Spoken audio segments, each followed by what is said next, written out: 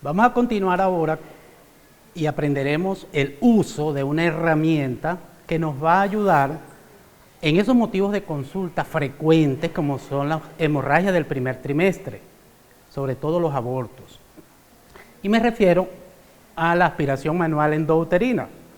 Esto no es nuevo, la aspiración manual o la aspiración tiene su abuelito, porque anteriormente usábamos la aspiración endouterina eléctrica, principalmente para los vaciamientos de las molas de la enfermedad trofoblástica.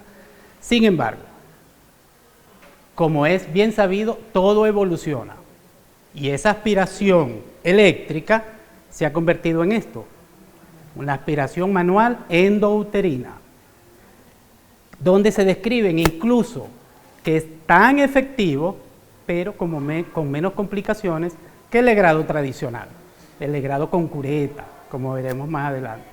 Es así como la Organización Mundial de la Salud, ya desde el 2003, recomienda la aspiración manual endouterina, en lugar del legrado uterino instrumentado, como se llama, o el legrado clásico con las curetas de zinc. Sin embargo, y veremos más adelante que, aun cuando el índice de complicaciones es muy bajo, sigue estando por debajo de lo que pudiera presentarse con el legrado instrumental.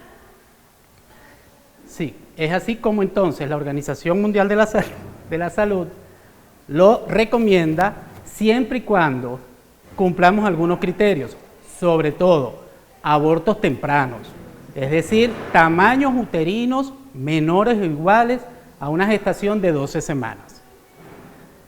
Todos los casos de aborto incompleto, los casos de aborto diferido, incluyendo el anembrionado y el huevo muerto retenido. Hago la acotación que toda esta información está en los pendrive, muchachos, toda está en los pendrive. Cuando se presentan signos de infección asociados al aborto, cuando se convierte en un aborto séptico, también está indicado, sin ninguna contraindicación. En otros casos de hemorragia del primer trimestre, como es la mole dactiforme, pero como veremos más adelante, no en todos los casos de hemorragia del primer trimestre, porque sabemos que en este grupo incluimos al embarazo ectópico. Entonces no son todas las hemorragias del primer trimestre donde la podamos utilizar. Pregunta de examen.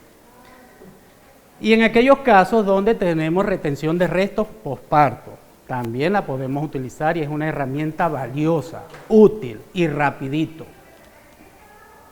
Sin embargo, a pesar que no se describen contraindicaciones para el uso del AMEU, hay que tener precaución en algunos casos. Por ejemplo, la paciente llegó chocada, producto de una hemorragia, tiene una infección cervical o tiene una infección pélvica o está en un estado de sepsis.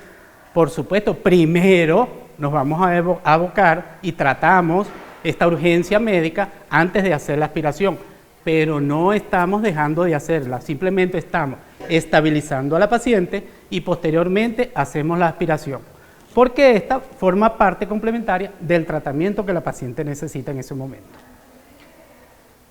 Básicamente está compuesto de dos elementos. Por un lado, la inyectadora, el aspirador, la jeringa. Por el otro lado, las cánulas. Las cánulas vienen codificadas por colores, van del 4 al 12, menos la 11.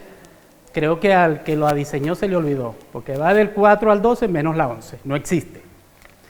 Y van de 4 a 8 milímetros.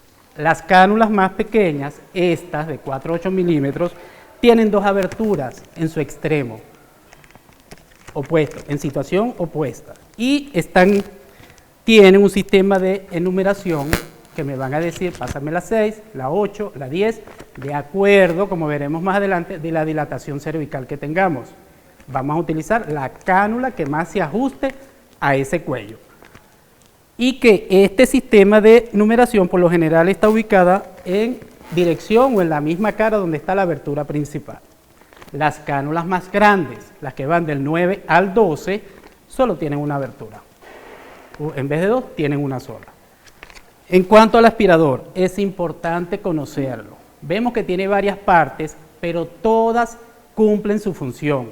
Es importante que tanto las partes grandes como las pequeñas estén donde tienen que ir y que al momento de hacer la técnica, de hacer el legrado por aspiración, todas estén acopladas. Y para tal fin tienen los diferentes sistemas, los diferentes puntos donde debe ir colocada cada una de esas partes. En el aspirador tenemos tres partes: una válvula, un émbolo, un cilindro. En la válvula, varios reparos. Los botones, que son los que se encargan de hacer el vacío, una tapa y una cubierta externa o un revestimiento externo, que si lo abrimos, como lo veremos más adelante en la práctica, dentro hay una recubierta interna. Suena redundante, pero es así. El émbolo, sus dos brazos, su mango, y eso negrito, como me preguntabas ahora, se llama anillo O. Ese anillo O va a permitir, si está bien lubricado, que se deslice sin ninguna dificultad. Y no tenemos que ejercer una presión máxima para lograr el vacío. Y por último, el cilindro, que tiene una capacidad para 60 cc, donde se van recolectando los restos ovulares. Tiene una parte más ancha o su base, donde está un clic pequeñito de sujeción, donde va el anillo de seguridad. Ese anillo de seguridad va a impedir que el émbolo y el cilindro se me separen. Si tenemos puesto ese anillo de seguridad, no va a ocurrir eso, jamás. Si no está como debe ir, donde debe ir, por supuesto nos va a quedar uno en cada mano. ¿Cuáles son las particularidades de este sistema?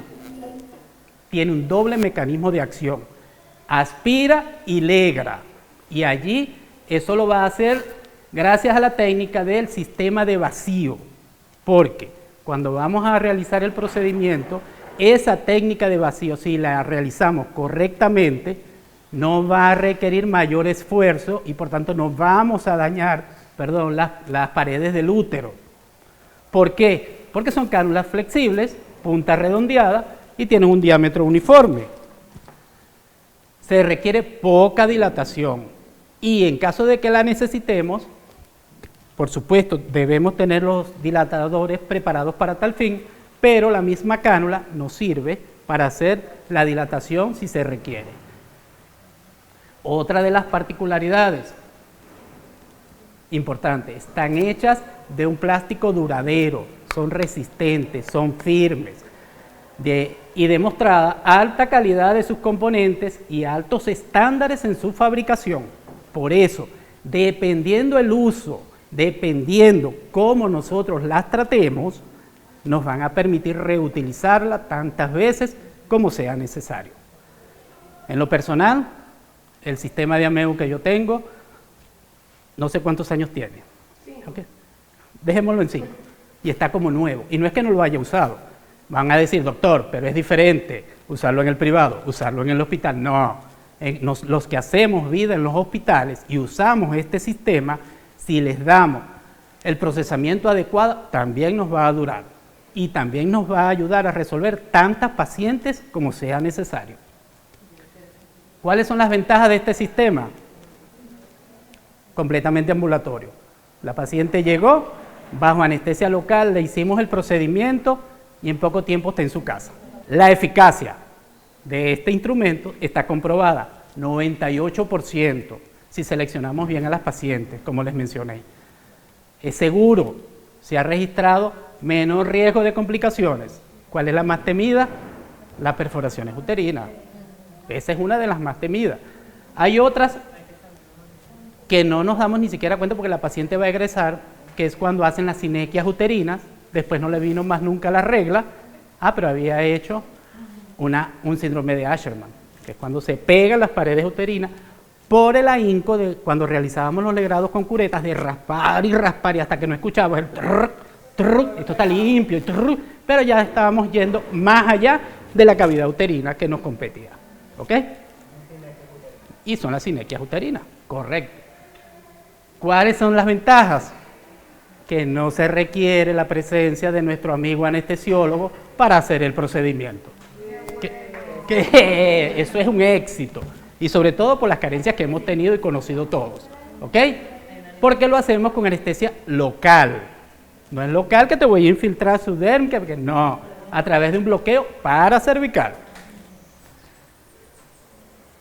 Entonces, a pesar de que no existen contraindicaciones para la utilización del AMEO, las complicaciones, vuelvo a repetir, son muy bajas, hay que estar pendientes, porque se han descrito las perforaciones, las lesiones en el cuello, la hematometra aguda y la reacción vagal que pueda presentar cada paciente. Y recordemos algo, la idiosincrasia de cada paciente, el umbral del dolor de cada paciente, pero si nos valemos adecuadamente de las herramientas que les voy a dar, los procedimientos son tolerados de una manera que la paciente ni se entera. ¿Por qué? Primero, tenemos que hacer una buena evaluación clínica, y eso lo sabemos todos. De eso depende el éxito, que tengamos un buen diagnóstico, tengamos un buen interrogatorio, tengamos un buen examen físico y, por tanto, un buen diagnóstico para poder seleccionar en ese momento qué tipo de cánula y cuál es el instrumental que podemos necesitar en ese caso en particular. Porque cada paciente es cada paciente. No es que llegue otra paciente con un aborto. No son iguales. Cada paciente es cada paciente. Y apegados a los derechos de salud reproductiva, sexual y a los derechos de la mujer, debemos tratarlas y considerarlas como tal. La consejería proporciona apoyo emocional a la paciente, contribuye a la eficacia del tratamiento si la paciente se entera qué vamos a hacer, qué le vamos a realizar, cómo se lo vamos a realizar. Porque si tenemos el apoyo de la paciente, tenemos más del 80% del terreno ganado. Así lo mismo pasa en los trabajos de parto. Yo quiero cesárea, y cuando se empeñan en que yo quiero cesárea desde el principio, va a ser una distosia. Eso júrenlo. Pero si nos ganamos y le sabemos explicar con sensibilidad humana, que la paciente reconozca que lo estamos diciendo porque lo estamos sintiendo, ella lo va a entender y lo va a aceptar. De otra manera no vamos a lograr nada. Entonces, ¿cuál es la herramienta principal? Que sepamos manejar el dolor. El dolor a través de los analgésicos, que ya debe estar circulando cuando estemos realizando el procedimiento. Que realicemos un buen bloqueo paracervical. No es nada del otro mundo, no crean. Nada del otro mundo, simplemente que si no lo hemos hecho nunca, lo miramos así como ojeriza, pero ya vamos a ver que no es nada que no se pueda realizar. Y si le damos apoyo verbal a la paciente se siente acompañada durante el procedimiento, eso es una gran ventaja. Las mujeres, las enfermeras, son expertas dando ese tipo de anestesia verbal durante el procedimiento y la paciente ni se mueve, colabora 100%. Antes del procedimiento, consentimiento informado, tanto verbal o escrito, como en todo acto médico, ¿ok? Le volvemos a explicar cuál es el tratamiento propuesto, cuáles son las ventajas de que se lo haga y no que se quede hospitalizada esperando al anestesiólogo para hacerlo bajo anestesia, cuáles son los beneficios, cuáles son los riesgos y cuáles son otras opciones terapéuticas en caso de que hay pacientes que dicen, no, sin anestesia no me lo van a hacer, ¿eh? Porque es lo que ellas creen, es lo que ellas están entendiendo. Por eso hay que expresarlo y explicarles de la mejor manera, para que ellas entiendan y comprendan. ¿Y qué trae esto? Que colaboren contigo. Tenemos que hacer prevención de infecciones. Medicina basada en evidencia demuestra que si no hay un proceso infeccioso asociado, no amerita antibiótico-terapia profiláctica, solo antibiótico-terapia terapéutica, cuando existe un proceso infeccioso asociado. Sin embargo, debemos cuidar las recomendaciones para prevenir ese tipo de infecciones, o todas las infecciones que lo veremos más adelante. Y hay que tener un plan, un control, un as bajo la manga, por si acaso surge alguna complicación. Somos profesionales, estamos preparados para resolver la complicación que se pueda presentar. Laboratorio, punto. Solo el pertinente ajustado a la situación social, real, institucional. Es perfecto si podemos contar con cada paciente con toda la pantalla de laboratorio. La hematología, la pantalla de coagulación, el tipiaje, en caso que sea RH negativo, y le administramos de una vez el ROGAL, la inmunoglobulina anti-D, para prevenir que se vaya a sensibilizar. Y la serología, BDR el HIV mínimo, porque es la única oportunidad, a lo mejor, que vamos a tener de contactar a esa paciente. Cuando vuelva a la institución, es porque a lo mejor viene con otro aborto, entonces no sabe, nunca se ha hecho un HIV, y hacérselo, que nos da miedo a todos, pero puede ayudar a mejorar la calidad de vida, a orientarla hacia los servicios que van a brindarle apoyo, tratamiento de ser necesario, y en pocas palabras, como le dije, mejorar la calidad de vida. Entonces, solo el laboratorio pertinente, y como les dije, no es un requisito que tenga todo el laboratorio para brindarle el tratamiento. ¿Cuáles son las medidas fundamentales para prevenir las infecciones? Lo que siempre hacemos, nos lavamos las manos, antes y después de cada paciente. Nada nuevo. Usamos barreras de protección personal, guantes, cubrebocas, mascarilla y protección ocular, porque todos los fluidos y sobre todo la sangre consideramos contaminada hasta que no se demuestre lo contrario. Entonces, ¿cuál es lo mejor? Prevenir, es lo mejor. Tenemos que manejar adecuadamente el instrumental punzocortante, las agujas sobre todo. ¿Vieron el curso de higiene? Otro curso anterior a este, lo dieron acá, cómo se debe manejar el material, ¿no? O no estaba ninguno del área, pero sí se dieron esos cursos, ¿ok? Pero no todas asistimos, mal hecho, muy bien.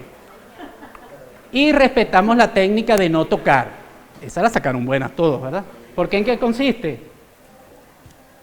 Las partes del instrumental que entrarán en contacto con el útero, nunca, never, no deben tocar otros objetos o superficies no estériles, incluida la pared vaginal, antes de ser introducidas en la cavidad uterina. ¿Estamos claros? Muy bien. Tenemos que conocer el instrumento que vamos a utilizar, cuáles son las diferentes partes que lo componen. Su válvula con su tapa, su émbolo con su anillo o bien lubricado, porque como les dije, va a permitir que se deslice suavemente. El anillo de seguridad en su lugar, que las trabas estén en los orificios al final del cilindro, ubicados allí para tal fin, para sujetar ese anillo de seguridad que nos impide que el émbolo se separe del cilindro. Tenemos que tener cargado y ya con el vacío hecho antes de realizar el procedimiento. Ya cuando empezamos a realizarlo es porque esto está preparado. Y tenemos que estar seguros que hizo vacío. Si no hace vacío, tenemos que volver a hacerlo y lo volvemos y revisamos a ver qué es lo que no está en su lugar. Porque si no hace esto, sabemos que no había vacío. Entonces hay que buscar dónde está la falla. Antes del procedimiento, no tengamos que ponerle sonda a todas las pacientes. La paciente va a pasar al procedimiento, vaya y orina. No tenemos que invadirla. No gastamos la sonda. Porque si ella vació la vejiga, es un procedimiento relativamente rápido, no le coloquemos sonda. Pero sí debemos tener preparado en nuestra mesa operatoria con un campo estéril todos y cada uno de los instrumentos que vamos a necesitar. El espéculo de mediano calibre es suficiente para la mayoría de las pacientes. Las gasas, 3, 4, a la vez las enfermeras son las que hay. Deme más porque necesito más.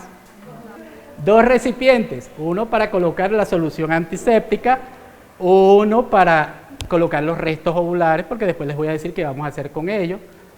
El tenáculo o posí para pinzar el cuello, la pinza que va a sujetar las gasas para hacer la antisepsia, los dilatadores en caso de que los necesitemos, es mejor tenerlos a mano y no utilizarlos que necesitarlos y no tenerlos.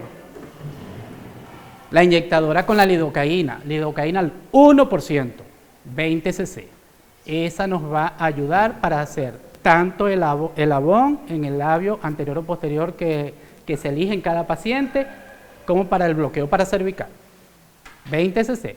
Si es al 2%, 10 cc.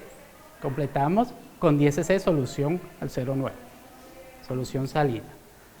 Y las cánulas. Se recomienda que no tengamos una sola cánula. ¿Ok? Primera vez. Mínimo 3. Porque van a ir en aumento del diámetro. Y por supuesto, el ameo, ya cargado. Volvemos a repetir el tacto ante cada paciente, porque puede ser, y por lo general es así, el R1 que ingresó la paciente no es la misma persona que va a hacer el procedimiento. Y sabemos que si no metemos la mano en medicina, vamos a meter otra cosa. Hacemos el tacto. ¿Por qué? Yo necesito saber el tamaño del útero, necesito saber las condiciones del cuello, si está permeable, y de allí qué cánula voy a utilizar. Si hay dolor a la movilización o algunas características que me sugieran que hay infección. Y en ese momento no es que vamos a detener el procedimiento, simplemente que adoptamos el otro protocolo para tratar infecciones. Esto me gusta. Para realizar la antisexia o asexia de cada paciente, no es necesario hacer tricotomía. ¿Sí? ¿Sabemos? O tanaje. ¿Sabemos? El rasurado no es necesario hacerlo. Eso lo saben las personas como la doctora que saben a lo que me refería. Pero no es necesario rasurar a las pacientes para hacer el procedimiento.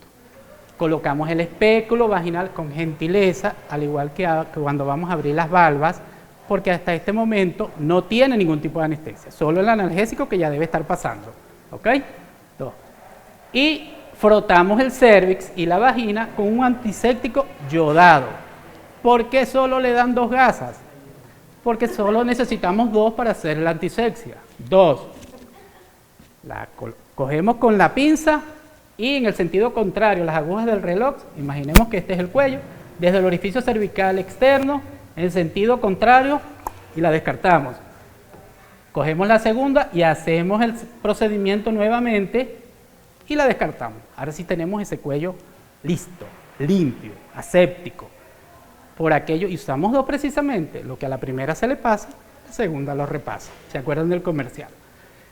Una vez que tenemos preparado el cuello, vamos a hacer el bloqueo paracervical. Como les dije, no es nada del otro mundo. Si tenemos conocimiento, ¿cómo lo vamos a hacer? Varios son los sitios que se mencionan para un bloqueo paracervical. Nos orientamos en el sentido de las agujas del reloj. Las horas pares, 2, 4, 6, 8, están descritas. Allí puede hacer el bloqueo paracervical. Actualmente se considera que solamente 2 puntos, 5 o 7, son suficientes para lograr un perfecto bloqueo paracervical. Ojo, nunca hora 3, hora 9, jamás, porque sabemos que por ahí discurren los vasos sanguíneos y que al momento de infiltrar siempre tenemos que aspirar primero, por las complicaciones si caemos en un vasito que podemos tener con la anestesia. No se ve nada, pero bueno, pinzamos el labio de acuerdo a la posición del útero. Si está en anteverso, pinzamos el anterior. Si está en retroverso, pinzamos el posterior. La dilatación, como les mencioné, sí es necesaria. Con la misma cánula inclusive la podemos realizar. Insertamos la cánula. Histerometría, la misma cánula por el sistema de puntuación nos permite hacerla. Y después con la experiencia vamos a darnos cuenta que introduciendo la cánula, de acuerdo a la longitud, sabemos más o menos cuánto mide el útero. Pero tenemos que tener presente que desde la punta de la cánula hasta el primer punto, 6 centímetros. 6 centímetros, desde la punta de la cánula hasta el primer punto. Y los puntos sucesivos están colocados a una distancia de 1 centímetro. uno del otro. Por eso. Facilito, ya tenemos la idea de la profundidad de la cavidad uterina. Una vez que tocamos el fondo, retiramos un poquito la cánula. La introducimos siempre suavemente a través del cuello, con un movimiento ligero de rotación. Recuerde que la cánula debe quedar ajustada al cuello para que no se pierda la dilatación, el vacío, perdón. Si utilizamos una cánula muy pequeña, se pierde el vacío. De allí que tenemos cánulas de diferentes diámetros. Conectamos la cánula al aspirador, tomamos el extremo de la cánula que no entra al útero con los dedos pulgar e índice, siempre por la base, siempre por la base. Con la otra mano tomamos el aspirador y lo ajustamos, los que somos derechos, sin mover la cánula, porque si la llevamos hacia adelante podemos perforar. Entonces, sin mover la cánula y tomada por la base, ajustamos. Eso necesita fuerza, más maña que fuerza. Y ya lo tenemos listo. Conectamos el aspirador a la cánula, oprimimos los botones y se liberó el vacío. 180 grados entrando, 180 grados saliendo. No tenemos que empezar a darle vuelta, no, porque lo que les dije, las cánulas, sobre todo las pequeñas, tienen dos aberturas. Y con este movimiento recorremos todas las paredes del útero. Todas las paredes, incluyendo el fondo. Y a los que les gusta alegrar los cuernos, con esto, acuérdense de otra cosa, no traumatiza las paredes, porque alegra a través de aspiración, no traumatiza las paredes y evitamos complicaciones. Siempre tenemos que estar pendientes de no retirar la abertura de las cánulas más allá del orificio cervical externo, porque se va a perder el vacío.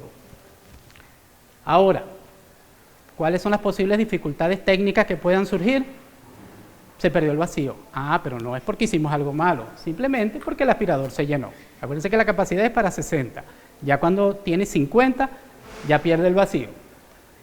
Que la cánula se salió del orificio cervical, perdimos el vacío.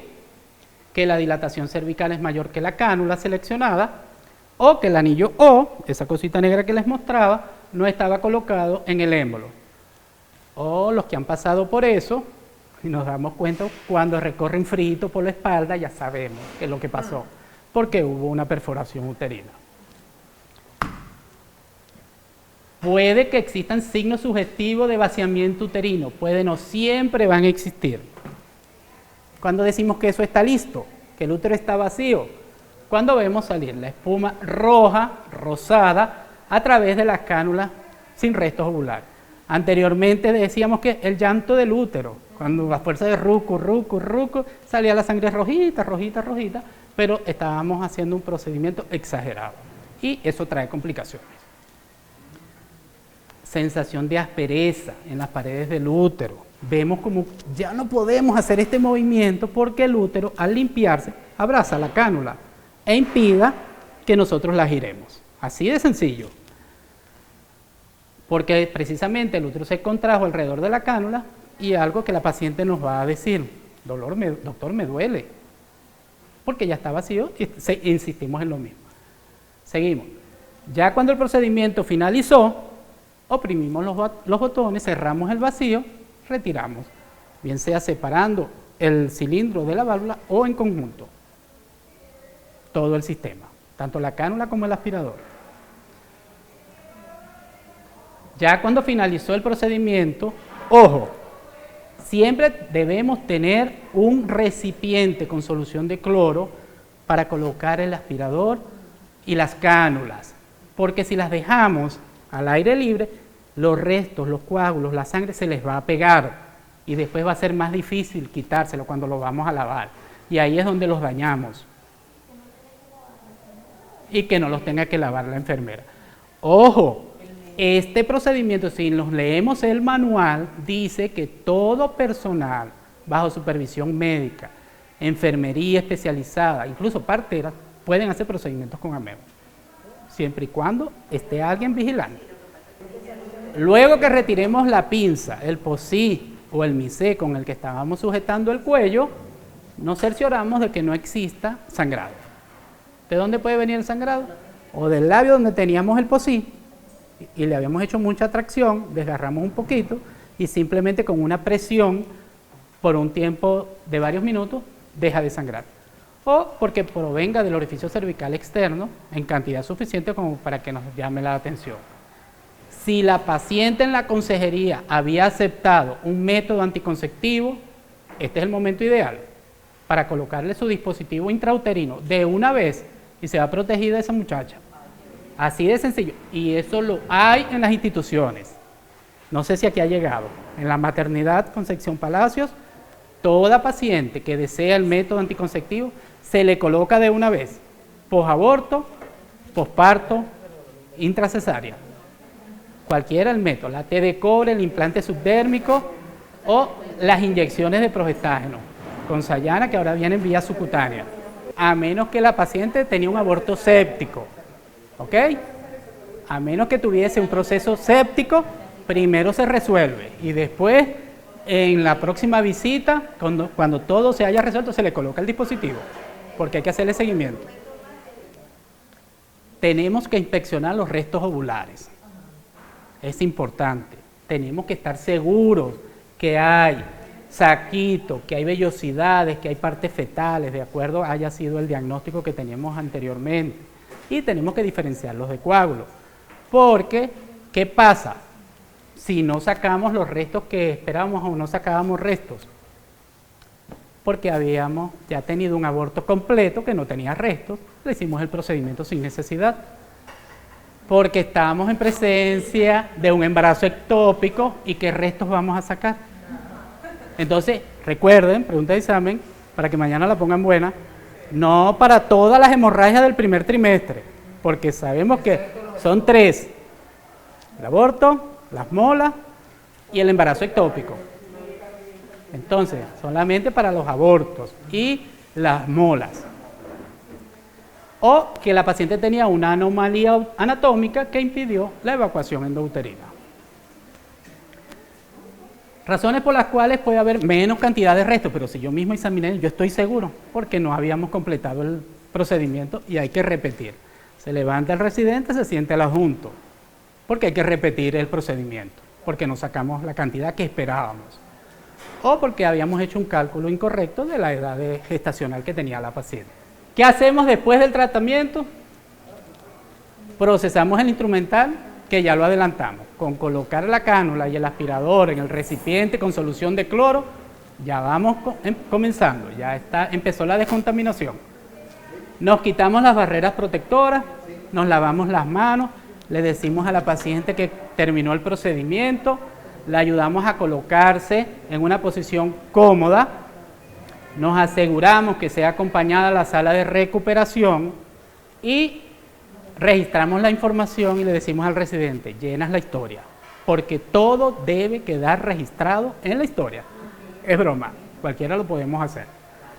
¿Cuáles son los cuidados postoperatorios? Monitoreo físico, las constantes vitales de la paciente, nos aseguramos si no necesita otro medicamento para el dolor, como cualquier antiinflamatorio no esteroideo, siempre y cuando no haya historial de alergia, y apoyo emocional.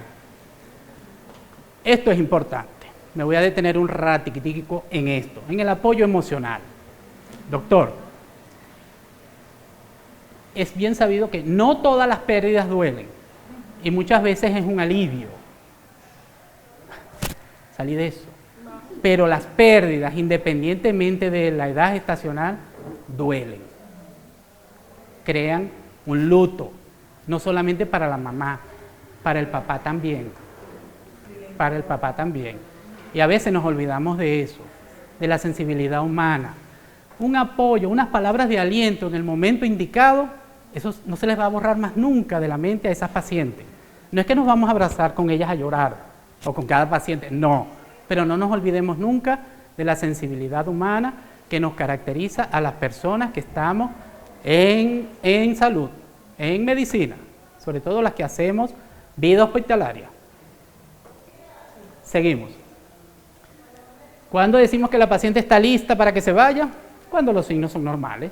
El sangrado y los cólicos disminuyeron, la paciente está despierta, alerta y puede caminar sin ayuda. Ahí es cuando decimos, está lista. O si no, ella misma te la va a decir, doctor, ¿me puedo ir?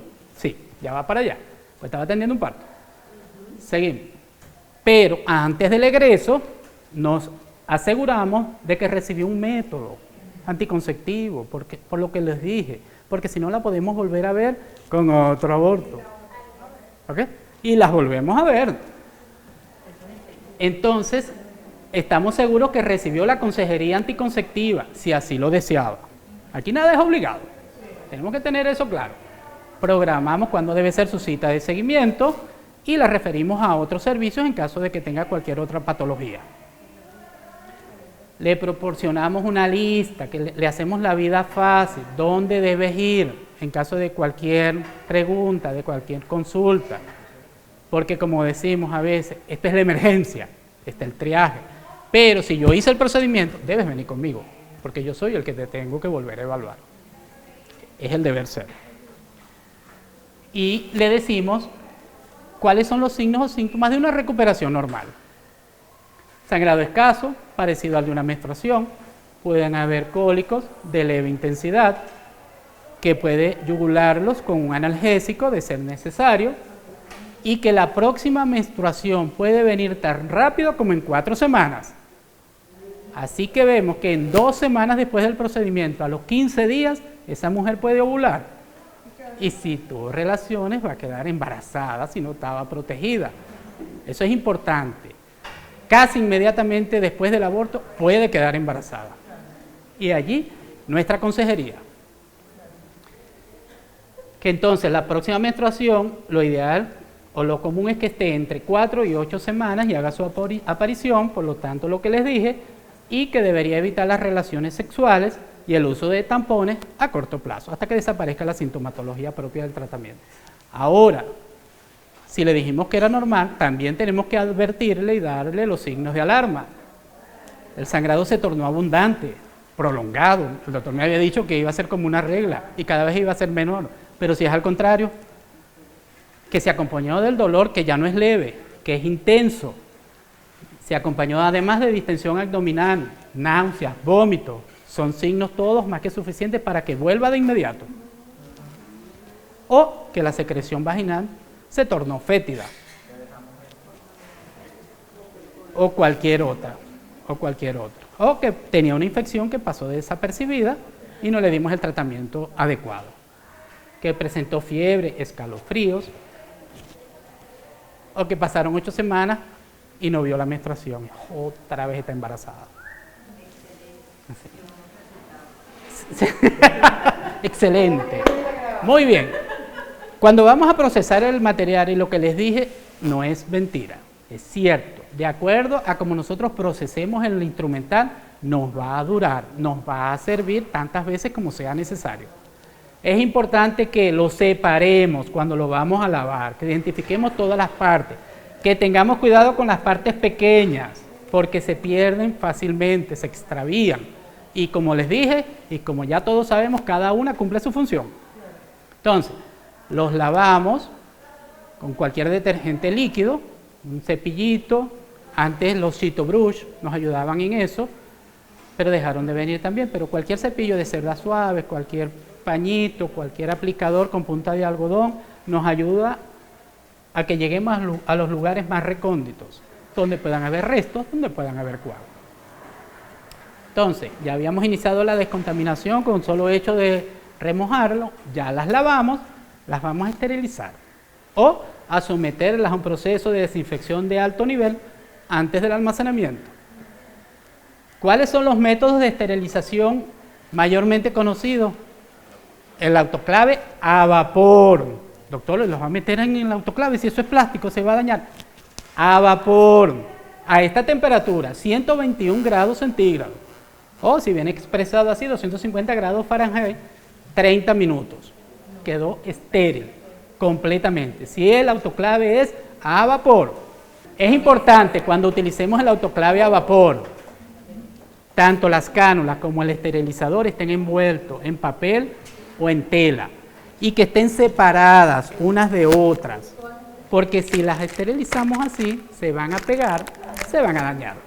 Así de sencillo. Tenemos que saber cómo hacerlo. Las envolvemos una vez que ya están lavadas, y secas, por supuesto, las envolvemos. Incluso el mismo envoltorio de los guantes nos sirve para tal fin. Que queden separaditas en el fondo del esterilizador. Las puedes meter todas, pero por separado, que no estén en contacto una con otra. Y durante 30 minutos en ese esterilizador. Hay otras formas de esterilización. Es diferente esterilización a desinfección de alto nivel. Como el glutaraldehído, pero si lo queremos esterilizar, tiene que ser 10 horas. O el Sporox 2, no sé si lo conocen, pero tiene que ser durante 6 horas sumergidos allí. Pero 30 minutos. ¿Cuál es la más frecuente forma de hacer desinfección de alto nivel? Solución de cloro al 0,5%. 0,5% porque si no lo dañamos. Ajá, pero no es tan fácil, sí es fácil. Simplemente el cloro que nos dan, vemos qué concentración tiene. 3.5, 5, 6. Lo dividimos entre la que queremos, que es 0.5. ¿Y qué nos va a dar eso? A este cociente, a este resultado, le restamos 1. ¿Qué nos va a dar eso? Las partes de agua en que les tengo que agregar una parte de cloro. Ya, facilito, ¿verdad? Sí. La concentración que tengo de cloro, 3.5, 5, la que tenga en la mano, la divido entre 0.5. Y como ahora todos tenemos teléfonos inteligentes, como dice la doctora, en el bolsillo, enseguida, a lo que nos da, le restamos 1. ¿Qué nos va a dar? Las partes de agua en que tenemos que colocar una parte de cloro.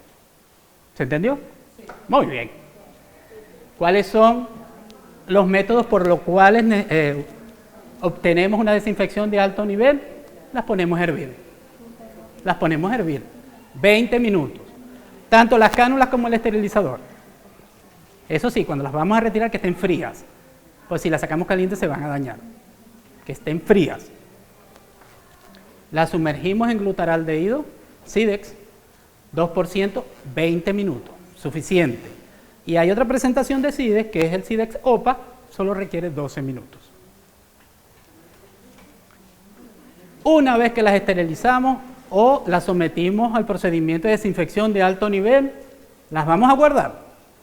Lo ideal es que las guardemos en recipientes plásticos con tapa hermética para que no se vayan a contaminar, no se llenen de polvo ni nada por el estilo. Y pasadas 48 horas no las utilizaste, las debes volver a pasar por desinfección de alto nivel.